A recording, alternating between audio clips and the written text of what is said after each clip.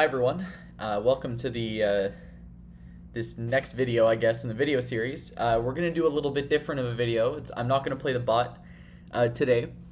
Today we're gonna do a recap of the SPC. I decided I would go play it this year, and it went almost as well as it possibly could have. And I say almost because I could have won the early bird too, I guess. So, in terms of Scrabble, this is one of the sickest runs I ever went on. This is a pretty ridiculous result. I guess the shock is worn off slightly, but I did not expect to win. I was playing Division 2, did not expect to win this at all. I went in hoping to get a winning record, and I ended up with a winning record. So we're going to do a recap of some of the games I played, and not all of them. We're just going to kind of skim through some highlights and some lowlights and so on and so forth. Now, here I've compiled, one of my biggest problems in Scrabble is I have a hard time reading my writing, especially a few days after the fact. So I try to analyze relatively quickly, so my brain can kind of remember what the board was and so on and so forth. But there are some games where I couldn't really fully transcribe them into Woogles because my writing is just so bad that some of my opponent's moves got obscured or whatnot. That being said, I sort of do remember some things. And I keep track of all these things. So we can take a look at the stats first and foremost. But sort of a preface, this is including the early bird, the night bird, which is like 4 games in the middle here, and also the main event. So some of the games are kind of smushed together. But in total, it would have been 39 games. So you can kind of see here. So I have my averages below. So you can see I track very basic things. I used to track my number of inaccuracies, number of blunders. But now with the new Woogles analyzer, I can just get my mistake average after running the games through BestBot, the BestBot analysis. Now this number, tends to be slightly inflated, I think, because especially in the end game, there are some mistakes that are not so good. There are some mistakes in the end game that it kind of overvalues, and there's sometimes it doesn't do inference very well. So sometimes this number might be slightly I would say you probably just minus 0.5 from it. Whatever the number is, probably your true mistake average is negative 0.5 of whatever this number says, right? Just because BestBot is not perfect, there's some Monte Carlo errors, right? And also it's not going to understand some types of positions, right? But for the most part, it's very good. And I was keeping track of a lot of these things. So the first thing is that, my mistake average was around 3, which corresponds to someone who's roughly about 1,800. 1790, that range, which is pretty good. I mean, for these games, I've been playing Scrabble now, I guess since September 2024 is when I learned what aneroid is. So this is very nice. And the one number I was very particularly happy about was the number of missed bingos. So you can see a lot of zeros here. There are some ones that pop up, but the amount of bingos I miss in this tournament is very, very minimal. Right, so I'm missing one bingo roughly, a little more than 1 in 7 games, which is a really good number for me. And how I classify missed bingos, though, is that if I still bingoed, I don't classify it as a miss. So sometimes, obviously, I'm not going to be playing the best bingo, right?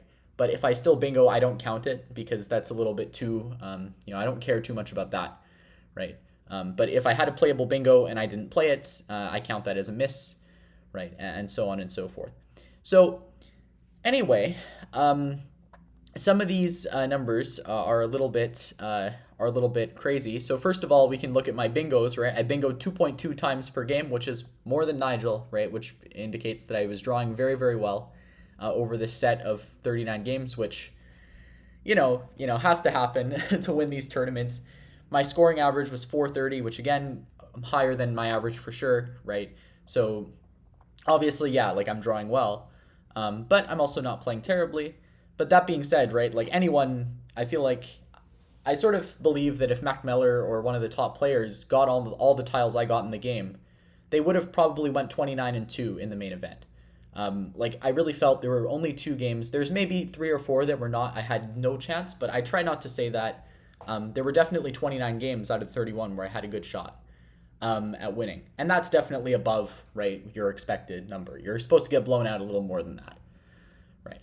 So anyway, we're going to go over some highlights and some lowlights of the tournament, and you're going to get to see some fun things.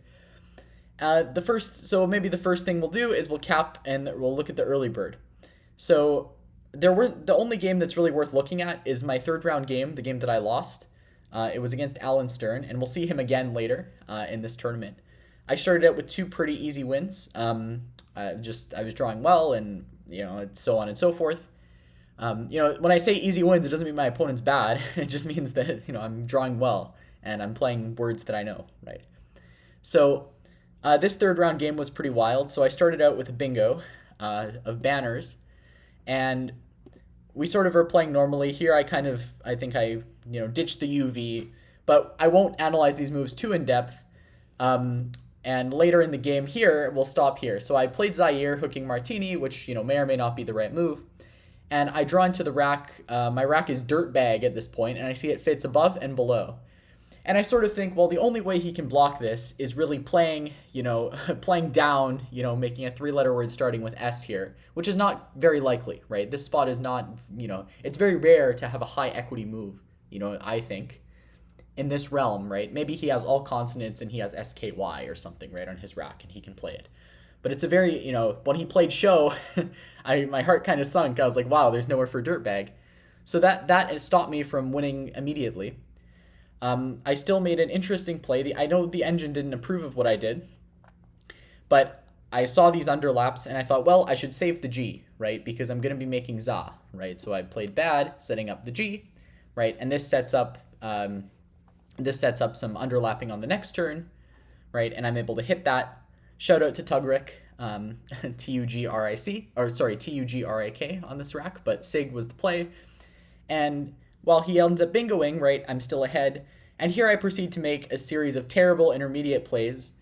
Here I missed the simple UKE, which would have been an improvement over what I did. There's also some five-letter word here, some five-letter word possibilities to the left, but I decided I would miss all of those and play Suk, which is not horrible, but it's not best, right? He plays Chi. And then here I miss, all the stuff here. I have Twire here, which, this is a theme this whole tournament. My bingos are super solid, but my mid-game, my fives are definitely my weakness. So I've got to review. I think I'm going to pivot and just study and get the fives down pat. And I think once I do that, I'll be pretty elite player. But for the moment, the fives are definitely my massive weakness point. I play Wheat. This is a terrible play because it gives him a massive scoring spot here. This is a pretty bad play, so he gets free points. I again miss another 5 that would have scored me big, and I play a 3. But I luck into the second blank, and I play Nitrile. So my winning percentage after he plays Guava, I thought was really, really high, because from my perspective, this unseen pool is complete trash, and he just played 5 tiles. So I also have a pretty standout play here of Gooeyest. Actually, there is a better play than Gooeyest from this rack, and it's a word I know. It's not a word I saw, and it uses the same tiles as Gooeyest, namely, I think, Otios, right? So if you play this is the slight improvement, the engine says, and the point is it just knocks this lane out, basically, right? So it forces him to bingo down. Now, in game, it wouldn't have mattered what I had done, because off this 5-tile draw, he hit the jackpot in Deplore, and just like that, my win percentage from whatever it was around 90%, 85% after Gooeyest, goes to 0 after Deplore, and he gets the win. So this was a pretty fun game from the early bird, really the only notable game from that. So I play the end game with you, and he goes out, and I lose. So this was my 2 games with Alan Stern over the 40 games were very exciting. But I won't go in too much to that. Anyway, I'll talk about maybe the highlight, and then I'll go into a low light, and then I'll just talk about the finish. Maybe that's a good way to do it. So let's go into the let's see. So what are some next games? Let's talk about maybe a highlight first. So a highlight would be that I got my highest scoring tournament game ever in the late bird against Greg Feldkamp. I really feel sorry for this guy. I beat him up badly in so many of our games, but I feel like I was really bagging him. I feel bad. I feel quite bad about our games, but anyway, I start out with Amorist. He challenges. I get Sirloin. And then I draw into it. This is a nice find. Jim Geary found this in like half a second, so it's not that great of a find, I guess. But, I'll take temerity, if you give it to me. And the rest of the game is just kind of me drawing the bag. I play beef, keeping OTV, and I draw into donative through the A, and I know this takes an S, so I'm going to use that S hook. I first hit the triple, then I get the S hook. I should have played Vasil here for more points, but again, it's a 5-letter word and my 5s are terrible, so I just played Vas. I thought this might get a challenge because if you look at the scoreboard, I mean, why wouldn't you challenge this? But I guess also, requires some temerity to try donatives, so maybe there's some respect there. And, the game is sort of, I'm just not going to open anything, just play on the interior, play Raj, there's no A's left, right? And near the end of the game, he opens the board, I'm just playing short, he opens the board, and I hit Eloiner for the final coup de grace. I play Cooley, which he challenges, and I go out. So this was a 6-18 game, but I shorted myself 1 point somewhere, so it's recorded as a 6-17, but who cares? So this is one of the highlights for me, getting a 6-18. It's my highest scoring game in tournament play and even in club play over the board as well. Maybe ever. I don't really remember my online games. Okay, and another highlight might be this game. So this game was kind of it was a lesson, this is, of course I drew well, but I think there's a couple things I do well in Scrabble, and the first thing that I do well, I think in comparison to others, is I don't give up. So I really try my hardest until there's no point in trying anymore, and sometimes you get really lucky and you can come back.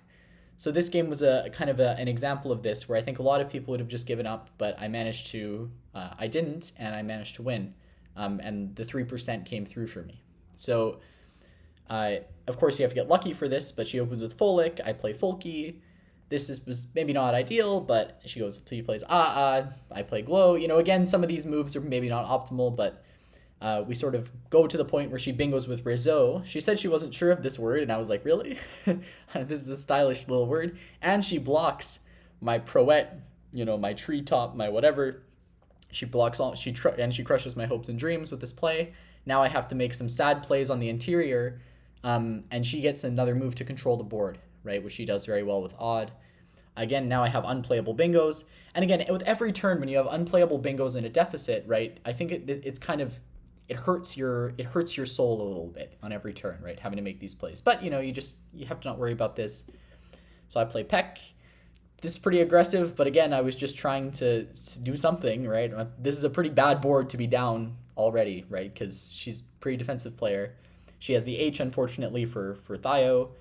I draw Detergent, right? That's not going to play. So I just play Grunt, opening it up. There's really not much I can do, but I was hoping, if she plays to the T here, if she plays down, right, it's unfortunate, but if she plays to the T, I might be able to, there might be more lanes open, right? But she plays Ambit, so this A is pretty trash, Gardenia or whatever. M is okay, right? There's some ISM words. But unfortunately, I draw the Q, which should be the coup de grace. I play the cat. She exchanged. I play Fleur, trying to open some lanes, and she bingos. And I think at this point, I think that most players just give up. And I had sort of given up in my mind too at this point. But again, spread is very important in these tournaments. So I sort of thought, you just still want to play well. And importantly here, I saw the ambition extension, but there's only one O left. So keeping ITN or IN is not, it's not a priority, so to speak. I do have the last two I's here, but again, I burned them to play Idiot, just trying to score, right? Trying to stay in somewhat range. She dumps vowels, further restricting the board, and I get a really nice draw.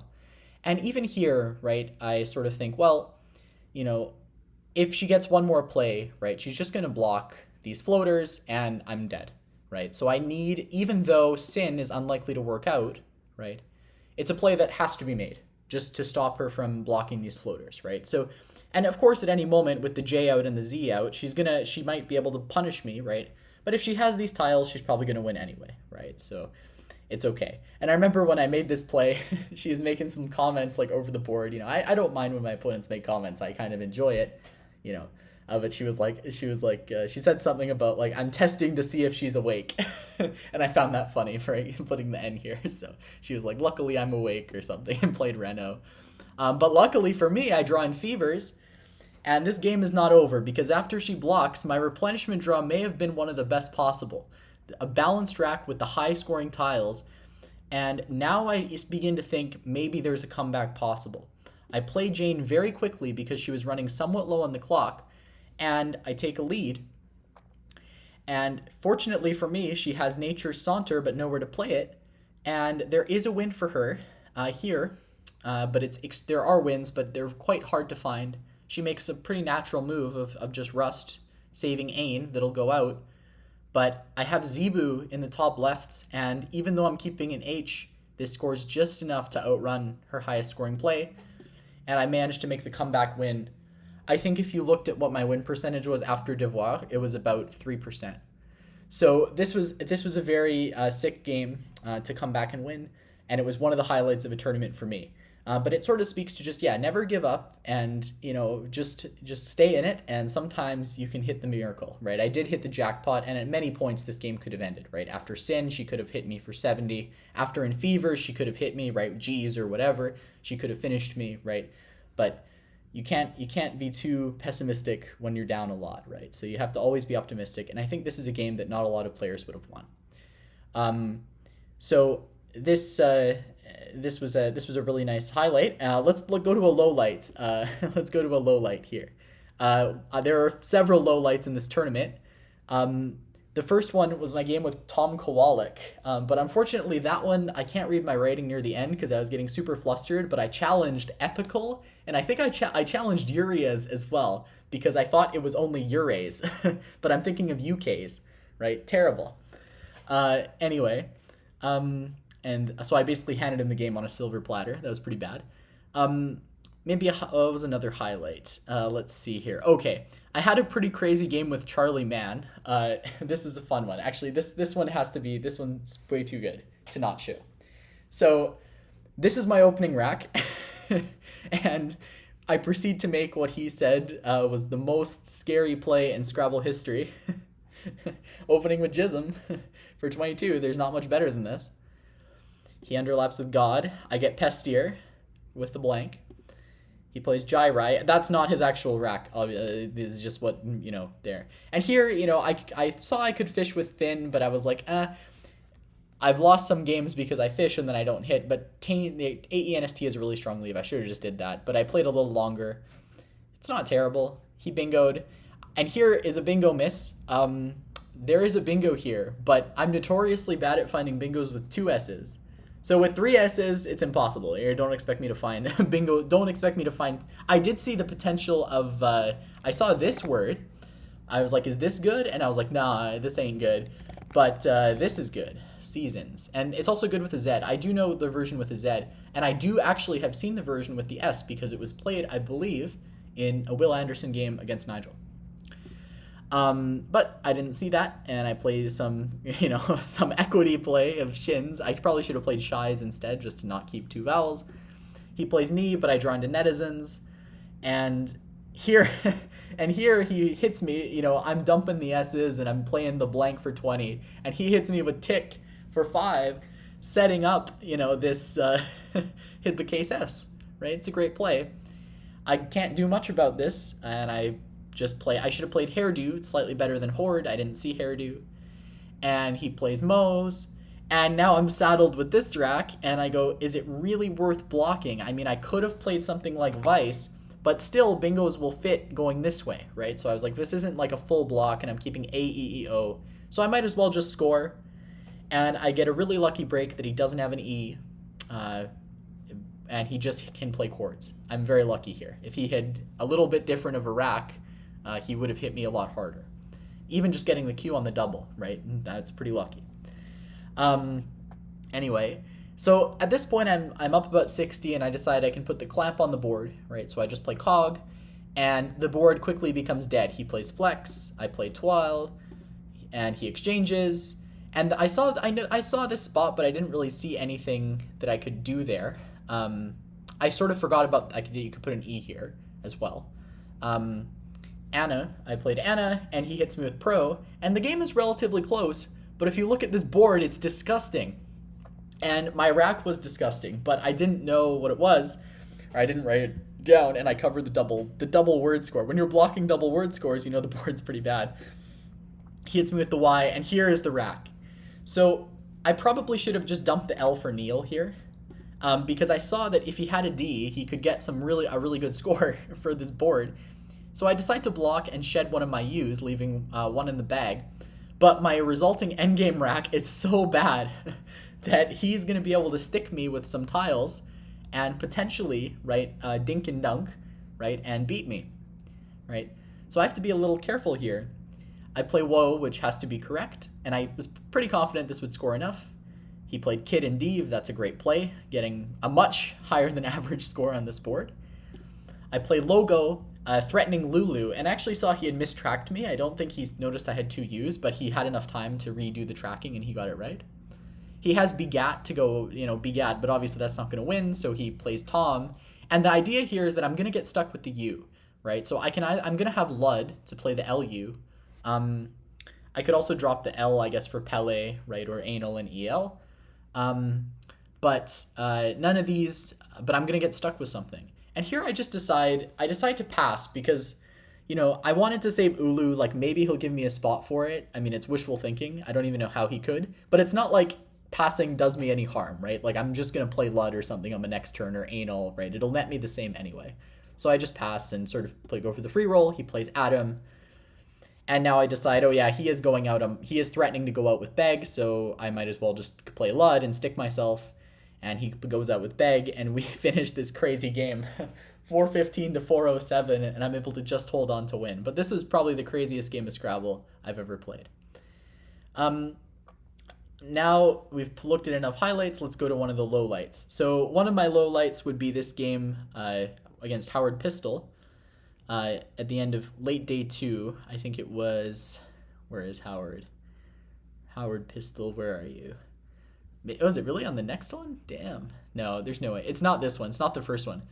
The first game was maybe a highlight for me, but this one was not. Here we go. So we're just going to skip to the end. And with this rack, I have a winning position, and I have many wins. One of the wins I saw was I could play Or, and this would threaten Lord to go out on the next turn, and I could also just underlap it on the next turn too, right? If he tries to block Lord, right, I can just maybe, do something else. If he plays a W here, I can play Drew. That will be enough to win. Unfortunately for me, I also think to myself, well, his rack is AIIW. I had him tracked as AIIW. And I thought, well, there's no difference because if I play Lord here, he can't do anything. He has AIIW, right? He can't play WA, right? Because he's going to run out of tiles, right? So he's probably just going to play some, AW somewhere, and I'm going to go out with Or, right? And I have Soar here to go out as well. Unfortunately, he doesn't have 2 eyes. He has an R, and my transposition gave him 50 and out, or however much this was. Felt like 50, and I lost. So this was pretty heartbreaking. Luckily, I did not. I'm very good at not tilting. So I was able to come back and win my next game. This was pretty devastating. One a pretty devastating loss. But it's maybe a lesson. Just take your, just take your safer option, right, of your 2, and maybe track correctly next time. But yeah, I never beat myself up, for these things. Like I sort of just laughed after the game. Like, you have to have a good attitude about stuff like this because it's going to happen at some point. You should just kind of expect it to happen. Like I always expect the worst things to happen to me. So when they do, I don't get mad, right? But when the best things happen to me, then I can feel happy. So it's okay. Anyway, so this was that, and maybe we'll just look at the last round game. So this last round game, now going into the last day, this was the first day where I kind of realized like I might actually win, and the adrenaline, I'll tell you, especially in the last 2 rounds, was just unmatched. Like, I've played some poker, I've done a lot of stuff, and the adrenaline, it can be good, but the adrenaline in these last 2 games was truly like on another level. And this last game is just a comedy of errors, probably on both our parts. And this is quite entertaining, so to say. So I'm playing Theo. Theo also, he's a great player. He was rated like 1200 going into this tournament, but he's super sharp dude, and he's a younger guy.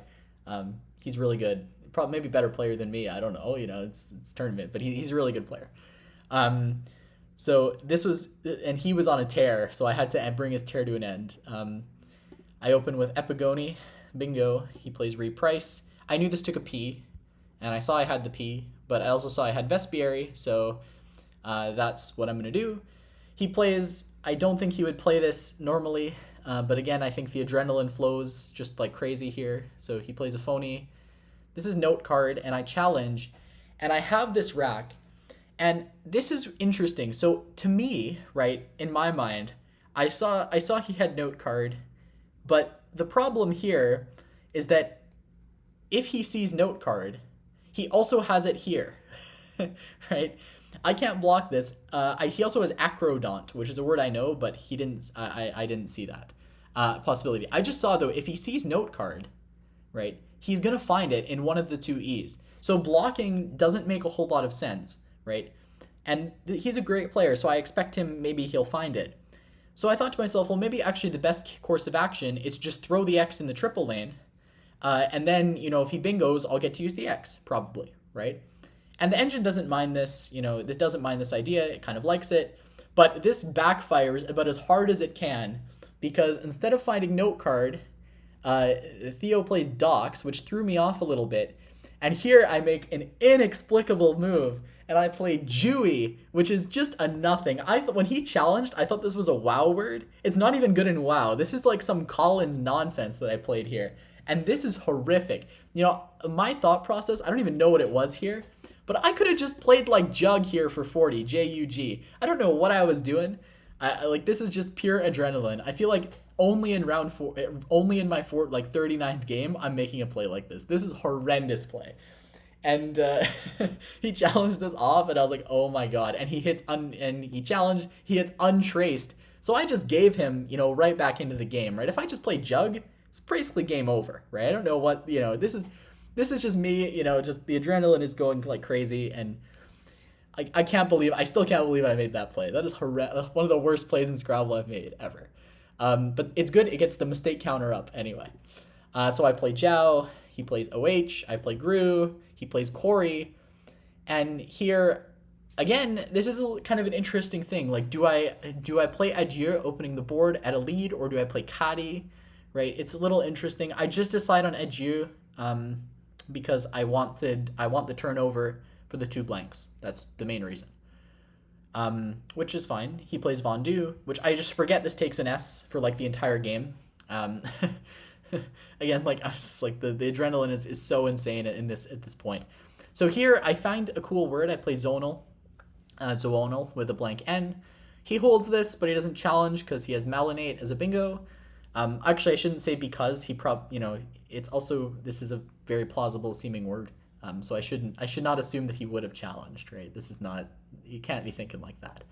I play height for 50. He plays nib. And here I have the Q, and I didn't really realize in the moment, but he gave me a spot for QIS. And for some reason in game, I was like, oh, there's no spot for QIS. So the only Q spot is this QI here. And this is a quite bad play. I should just play QIS. But I play QI, and he plays Flitted. But I get a miracle draw out of the bag, and I get to play Giblets. And funnily enough, this is not the best play. The best play in this position is to play Gimlet, to just block the triple and save BS, bullshit, and leave 1 in the bag. But I did consider briefly blocking this triple, but the main problem I had with this was that my adrenaline is just through the roof at this point. I'm incapable of rational thought. So if I block this and he bingos, I'm not going to win all of the winnable endgames, almost surely, right? So I might as well just simplify the game for myself and play Giblets and just concede if he has a triple bingo to go out, right? And and I remember when I did the tracking, this is actually a pretty sizable mistake, Giblets. What does the engine say? This is a pretty big mistake. Yeah, it loses about 15%, whereas the blocks win almost always. But again, this assumes I'm going to play the endgame perfectly, which is not really going to happen, right? So Giblets just simplifies the game for myself at a cost of quite a lot of win percentage. And here, I remember when I did the tracking, my heart jumped for a second, and I was like, oh my god, I'm going to lose. And then I realized, it's a plural of a plural, so probably no good. He laid this down, and then he took the S off, but I'm surprised he didn't try this. I would have totally tried this, in his shoes, but I guess he knew, his word knowledge is, Theo has really good word knowledge. What he knows like 100%, right? So this was, I was very impressed with that. I was actually very impressed with him not putting the S on. Just, I would not have had this discipline. I would have put that S on, said, however much this was, I would have said 167 and out, bam, and forced the guy to challenge, but he knew, so good for him. Anyway, so we play here, and my outplay, with my brain, the only word I see that I can play is Anasol to go out for 7 points, and I win the game. I think did I score this as 6? I don't even know, but I had much better plays. Now, asocial is not very findable, but obviously I had better plays than this. Aeolis or whatever, I don't know. But yeah, I played Anasol to go out, just securing the win. And yeah, so that was the tournament. Obviously, I drew super well, and I'm still so grateful that I won this. Like, there's like more deserving and better players out there than me, right? But when luck's an element of a game, you have to take your wins, and this is a win that I 100% am going to take every single time. It's still pretty ridiculous, right? There's the fact that I'm playing people that have been playing for like much longer than I've been alive is quite crazy, and just to do well against them is kind of an honor. So, yeah. But everyone in this division can win this. I think if Mac had all the tiles I had, he would have won 29 games out of 31 in the main event. So anyway, but I thought I'd just do this recap, a little different from the usual, but yeah. If there are games I might go into a more detailed analysis of, but personally I'm not a big fan of analyzing games online because I'm not like the best player ever. So this is more just a highlight reel, and yeah. So you'll see me play the bot later, but yeah. So I'm just so happy with this result, and yeah. And thanks to all my opponents. Thanks to the people for putting it on. And some of the photos, at least the thumbnail photo, was taken by Steve Grob. So he did a good job of taking some action shots, mid play. And then there's a photo of me in the last round makes me look like a serial killer, which I enjoy. Personally. So anyway, thanks everyone for watching. This was just a little, different video, but it has to be made. I mean, if you win something as big as this, I think you have to flex a little bit. So anyway, thanks everyone for watching, and hopefully you have a good day, and I'll see you later.